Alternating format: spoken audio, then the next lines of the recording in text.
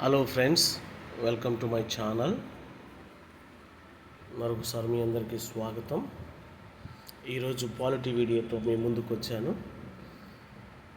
Concise polity series video 1. ఇక్కడ పాలిటీకి సంబంధించిన coaching కానీ పాలిటీకి సంబంధించిన కంప్లీట్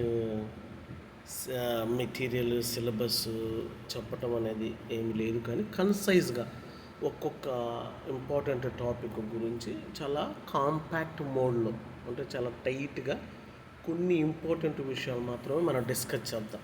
అంటే రివిజన్కి ఉపయోగపడుతుంది, లేదా మీరు వినటానికి ఉపయోగపడుతుంది, విని గుర్తుపెట్టుకోవడానికి చాలా కన్సైజ్గా. అంటే ప్రస్తుతానికి ఈ వీడియోలో మనం రాష్ట్రపతి గురించి మాట్లాడుకుందాం. Okay, start. రాజ్యాంగ సంస్థలు మరియు పదవులు. రాష్ట్రపతి భారతదేశానికి అధ్యక్షుడు. రాష్ట్రపతిని ఎన్నికల కళాశాఖ ఎన్నుకుంటుంది. ఇందులో పార్లమెంటు, 2 సభలకు చెందిన ఎన్నికైన సభ్యులు మరియు రాష్ట్ర శాసనసభల సభ్యులు ఉంటారు. అదేవిధంగా ఉపరాష్ట్రపతి రాజ్యసభ సభాధ్యక్షుడిగా వ్యవహరిస్తాడు. ఉపరాష్ట్రపతి రాజ్యసభకు సభాధ్యక్షుడిగా వ్యవహరిస్తారు. రాజ్యసభ అంటే ఎగువ సభ. రాష్ట్రపతి స్థానం ఖాళీకి వచ్చినప్పుడు ఉపరాష్ట్రపతి ఆ పదవిని చేపడతాడు. ప్రధానమంత్రి ప్రభుత్వానికి అధిపతి. రాష్ట్రపతి లోకసభలో మెజారిటీ పార్టీ నాయకుడిని ప్రధానమంత్రిగా నియమిస్తాడు. అంటే మెజారిటీగా లోక్సభలో ఎక్కువ సభ్యులు ఎవరినైతే నామినేట్ చేస్తారో అతనిని ప్రధానమంత్రిగా రాష్ట్రపతి నియమిస్తాడు. రాష్ట్రపతి నియామకం, అపాయింట్మెంట్ ఆఫ్ ప్రెసిడెంట్. రాష్ట్రపతిని ఎన్నికల కళాశాఖ ఎన్నుకుంటుంది.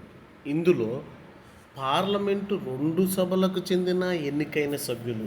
పార్లమెంటు 2 సభలు అంటే ఎగువ సభ, దిగువ సభ, అంటే రాజ్యసభ, లోక్సభ.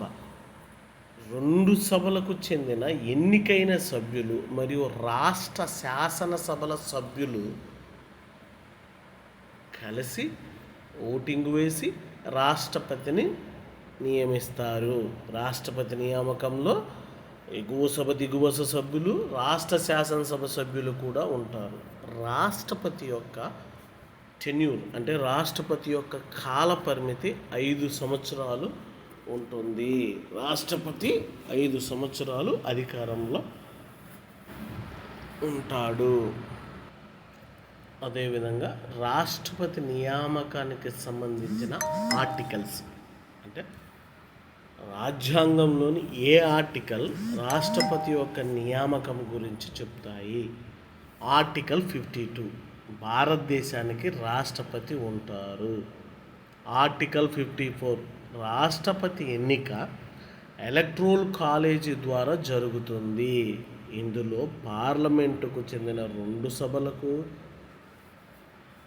ఎన్నికైన సభ్యులు మరియు రాష్ట్ర శాసనసభ్యులు ఉంటారు.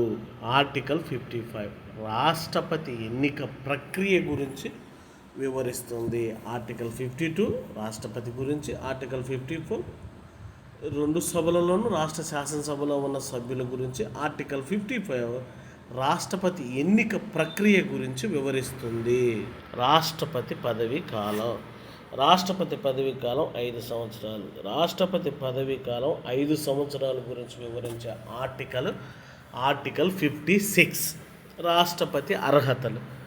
రాష్ట్రపతికి కావాల్సిన బేసిక్ క్వాలిఫికేషన్స్ గురించి ఆర్టికల్ 58 వివరిస్తుంది. రాష్ట్రపతి అయ్యేందుకు కావలసిన అర్హతల గురించి ఆర్టికల్ 58. రాష్ట్రపతి శపథం, రాష్ట్రపతి ప్రమాణ స్వీకారం చేపట్టడానికి ఆర్టికల్ 60 వివరిస్తుంది.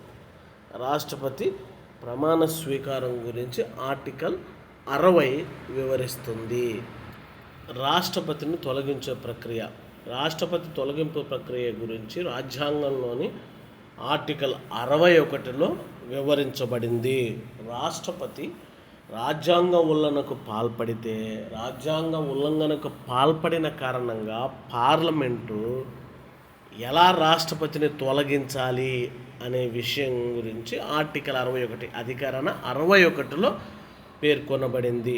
తొలగింపు కోసం నిబంధనలు. రాష్ట్రపతిని ఎలా తొలగించాలి? పార్లమెంటు 2 సభలలో దేనిలోనైనా 14 రోజులు ముందుగానే రాష్ట్రపతి తొలగింపుకు సంబంధించిన ప్రతిపాదన సమర్పించాలి.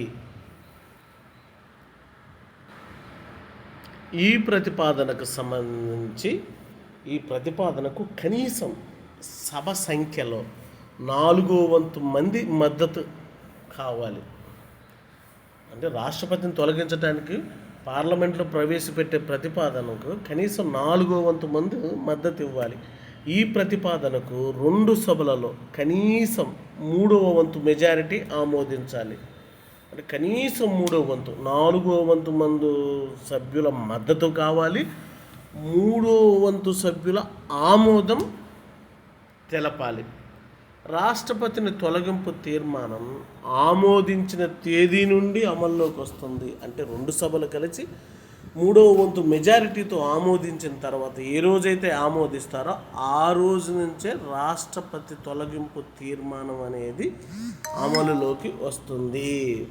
ఓకే ఫ్రెండ్స్, చాలా కాంపాక్ట్గా ప్రిసైజ్గా చెప్పాను. Thank you for your patience for listening. Thank you once again.